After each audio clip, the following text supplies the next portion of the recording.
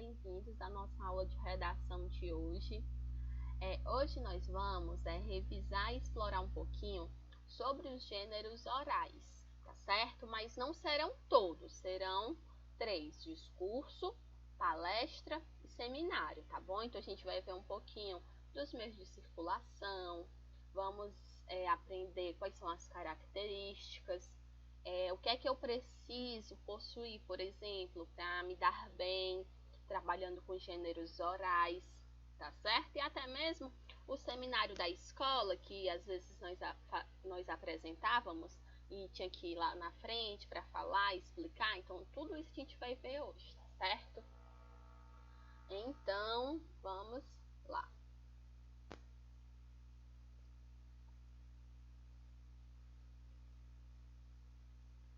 Só repetindo, a gente vai dar uma olhadinha, passear um pouco sobre os gêneros palestra, seminário e debate.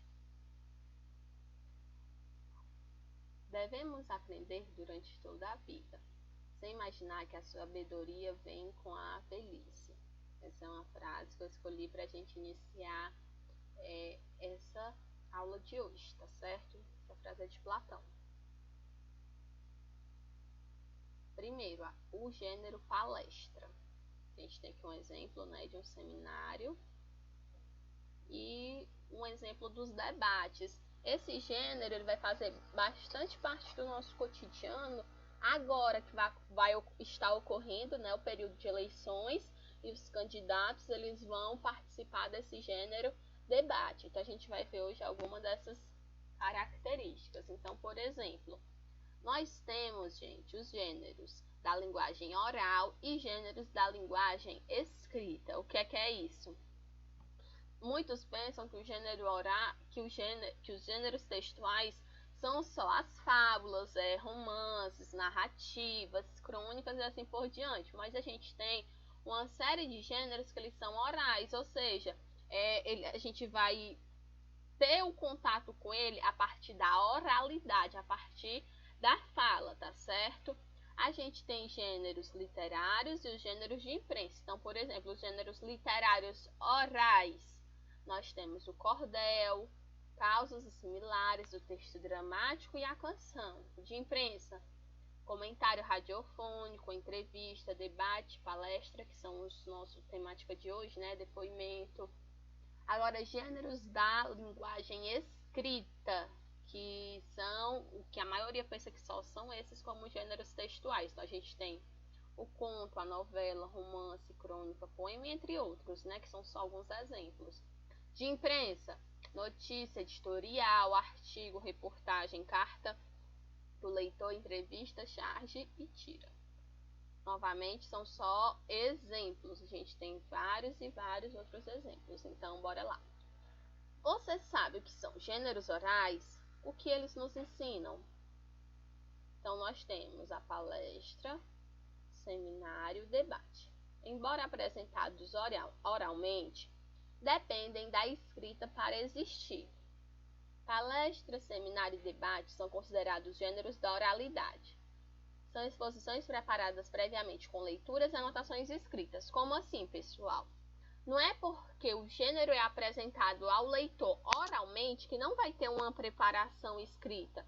Então, sempre a gente vai ter um roteiro, por exemplo, que vai ser seguido durante uma palestra, durante um debate. Então, sempre precisa ter algo escrito para poder embasar essa apresentação oral, seja ela de qual grupo for, palestra, seminário e debate. Então, a gente vai precisar organizar a leitura, vai ter que organizar as anotações para que você não possa se perder, Então, vamos lá. Palestras, debates e seminários são ótimos exemplos de gêneros orais, mas para que esses se tornem domínio consciente da atividade de linguagem, precisam ser apoiados em pesquisas bibliográficos, ou seja, em gêneros escritos. É também preciso saber o que vai dizer oralmente, fazer perfeita combinação de gêneros escritos e orais, como contrário, nenhum desses terão sucesso. Como assim, gente? Se eu vou fazer uma palestra, se eu sou palestrante, eu vou precisar pesquisar sobre o assunto. Eu não posso falar uma série de ideias aleatórias que venham na minha cabeça. Então, eu vou precisar, vai ser extremamente necessário que haja um estudo, uma pesquisa para que sustente aquilo que você vai palestrar, aquilo que você vai falar. O debate e o seminário também são imprescindíveis que haja pesquisa. Na escola, por exemplo, como você vai pesquisar, como você vai apresentar o seminário no dia se você não estudou? Então, se faz muito necessário ter essa pesquisa para que sustente tudo que você vai falar no dia. Então, para ter sucesso nos gêneros orais é preciso ter entonação, interação ativa com o público, material apropriado como data show, gráfico, leitura prévia dos textos e anotações. Então, vamos lá. Primeiro, tem entonação. Quando você fala ao público, você precisa analisar qual é a entonação de voz que você vai utilizar. Como assim? Você não pode falar muito baixo para que ninguém escute. E também não pode ficar gritando, berrando. Você tem que escolher o tom de voz que você vai ser compreendido por todos que vão estar ali no ambiente. Então, a escolha da determinação do tom de voz é imprescindível para que você tenha sucesso, para que você tenha uma apresentação bacana. Interação ativa com o público. Geralmente nessas apresentações é sempre bom ter interação, faz uma pergunta, joga uma pergunta para o público, mesmo que não precise de resposta, para que o público possa se sentir participante daquela apresentação e não ser, por exemplo, só fala e o público parecer que não está participando. Então a apresentação é para quem? Para o público. Então ele tem que se sentir importante. Como é que ele vai se sentir importante? Participando, seja com perguntas, seja para levantar a mão, de alguma maneira o público participar. Então, o material apropriado, como data show, gráfico, como assim? Para você apresentar, não é ideal que você fique consultando, lendo papéis.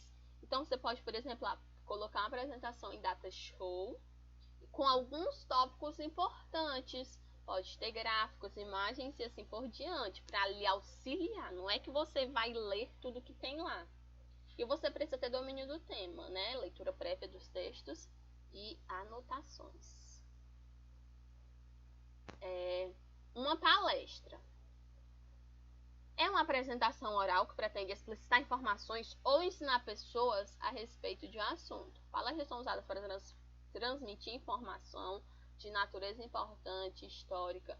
Um tipo de palestra muito conhecida é a aula expositiva, dada pelo seu professor em uma universidade ou colegial. Então, gente, aquela aula que a gente fazia, que era bem legal, na sala de aula, mas é a aula expositiva, mas essa é a aula em que o professor fala e o aluno fica escutando sobre um assunto. Então, a aula expositiva é um tipo de palestra, só que não existe só essa forma de dar aula. A gente pode fazer trabalho em grupos, pode fazer atividades em outros ambientes da escola. Então, a aula expositiva é um tipo de aula, e não obrigatoriamente ser só essa aula, mas eu estou falando porque ela é um tipo de palestra, porque algo está sendo ensinado, tá certo? Discurso de um político e sermão de um guia espiritual. A gente também tem, né, esses exemplos. As palestras têm um grande papel significativo fora das salas de aula. Prêmios acadêmicos, por exemplo, geralmente incluem uma palestra como parte da homenagem. Palestras públicas, movimentos sociais e sindicatos, estes historicamente têm feito inúmeras palestras públicas e gratuitas em uma grande variedade de temas. Igrejas locais, centros comunitários, bibliotecas, museus e outras organizações oferecem palestras dadas por interesse de membros constituintes como prosseguimento de suas missões. Então aqui a gente tem vários tipos de palestras, né? Palestras, seminários e debates representam uma continuação da tradição oral, em encontro com a comunicação textual de livros e outras mídias. E o que é esse seminário? O que é um seminário? Seminário é um método de estudo O objetivo principal e último desse gênero oral é levar todos os participantes a uma reflexão aprofundada de determinado problema, a partir de textos e em equipe. Então, gente, o seminário é um tipo de estudo, né? É uma forma de aprender em que o aluno ele ensina para o outro. Então, o professor ele já não é tão principal nesse processo. O principal ele vai ser o aluno que vai estar explicando aos outros uma determinada temática. Então, quando você fala daquilo, quando você pesquisa, a gente tem muitos benefícios para essa aprendizagem, né? Então, eu gosto muito de trabalhar com seminários. Então, coloquei aqui um roteiro básico para quando você quiser trabalhar com seminários, porque não é só se reunir um dia antes e organizar tudo. Pode até fazer isso, mas as pessoas que vão assistir, que vão observar sua apresentação, elas vão saber que foi tudo, absolutamente tudo na base do improviso. Dá para saber quando houve organização, dá para saber quando todos sabem o tema, porque é uma prática muito comum. Uma pessoa pesquisa, dá a fala para os outros e a pessoa vai lá na frente e pensa que isso é seminário. Não, o seminário ele envolve pesquisa, o seminário vai envolver construção de conhecimento. Então, o ideal é o quê? Que todo mundo pesquise, todo mundo se reúna e decidam, essa parte eu gosto mais de falar sobre isso, eu gosto mais de falar sobre isso, enfim. E vai dividindo, vai construindo conhecimento. Por que isso é bacana? Digamos que seu colega está falando e ele sabe do tema, mas ele ficou tímido por algum motivo, ele esqueceu. Aí ninguém sabe a parte dele, porque foi um estudo individualista. Cada um ficou com a sua parte. Agora, se todo mundo tiver estudado junto, o que a gente observa? Um complementando o outro. Então, o roteiro. Deve-se apresentar material impresso com o tema desenvolvido, no caso dos textos literários, resumo da biografia do autor, do texto em questão e da ideia central do texto. Deve haver um trecho do texto escolhido pelo grupo como central, sobre o qual se deve fazer uma leitura em voz alta. Faça um roteiro do que será falado, incluindo os temas do texto. No caso, se der um texto literário, resumo sobre o autor, estilo, obra e temática problematizada na obra em questão. Faça um roteiro de leitura, escrito com síntese dos momentos lógicos essenciais do texto. Bibliografia. No caso da literatura, dicionários, obras clássicas de abordagem da história da literatura. Importantes em um seminário. Então, primeiro, a apresentação. Após uma pequena introdução feita pelo professor, segue-se a apresentação, com o mesmo passando a palavra ao seminarista, ou ao grupo de seminaristas, que devem ter conhecimento das partes previamente dividida entre si. A linguagem que predomina, os recursos audiovisuais, né, que são recursos que eles vão complementar o teu trabalho, que pode ser um data show, pode ser um cartaz, mas quando tem um recurso audiovisual, o que é audiovisual? Primeiro, que você vai ouvir, e visual que você vai ver, isso enriquece bastante o trabalho. A linguagem que predomina em um seminário é a verbal, porém não significa que não se possa fazer uso dos outros recursos, como audiovisuais, como retroprojetor, filmes, slides, CDs, data show. Podem e devem, enriquecem. Postura do apresentador. Então, nada de ficar escorado na parede, ficar com brincadeira, ficar escorado, ficar usando o colega como se fosse um apoio. Enfim, ter uma postura para apresentar esse tema. O apresentador deve se mostrar seguro do tema estudado. Além disso, está atento ao tempo previsto para sua apresentação. Não esquecendo da sua fala, deverá ser modulada. Gente, o que é isso? Muitas vezes, por haver alunos muito tímidos, o que é que acontece? Acaba esquecendo. Mas aí é onde é que vai entrar o companheirismo, vai entrar o amigo que estudou junto e que vai ajudar o colega nesse momento. A oralidade, predominância da variedade padrão da língua, havendo assim certa proximidade com a escrita. Mesmo sabendo que a modalidade usada nos seminários, obviamente, a falada, evitar gírias. Então, como você vai estar expondo uma temática, você pode utilizar, não é obrigado a utilizar totalmente formal. né, a norma culta da língua. Mas também não pode utilizar uma linguagem muito escrachada com muitas gírias, né, porque você está apresentando um conteúdo científico. Então, o ideal é que haja essa seriedade na forma que você se comunica. Vamos ao debate. Debate é uma discussão entre duas ou mais pessoas que queiram apenas colocar suas ideias em questão ou discordar das demais, sempre tentando prevalecer a sua própria opinião ou sendo convencido pelas opiniões opostas. Então, no debate, duas ou mais pessoas conversando sobre algo, elas podem discordar ou concordar. Quando você está debatendo, você pode prevalecer a sua opinião, não mudá-la de forma alguma, ou ser convencido pelas próprias opiniões. Geralmente, debates são longos e raramente se chega a alguma conclusão. Porém, é uma prática considerada saudável, onde uma pessoa pode ver vários lados da mesma questão. Desta forma, as pessoas que participam aprendem concomitantemente sobre algo que